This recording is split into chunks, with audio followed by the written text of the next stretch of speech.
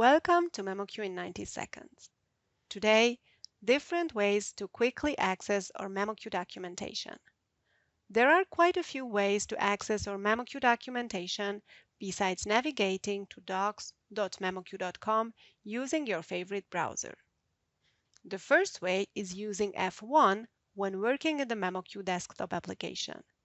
No matter where you are in the application, this function brings you straight to the related documentation article in your default browser. The second way of accessing the documentation is using the context-based Help button in any memoQ desktop application window where this button is present. It works the same way as pressing F1. Now here is another way if you work from our browser-based memoQ web interface.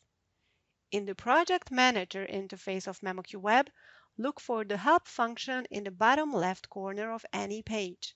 From here, you can access the Help Center or the documentation for this page. In memoQ Editor, click on the Help menu to find the documentation option. This also behaves the same way as the previous methods, bringing you to the relevant documentation article. Thanks for watching.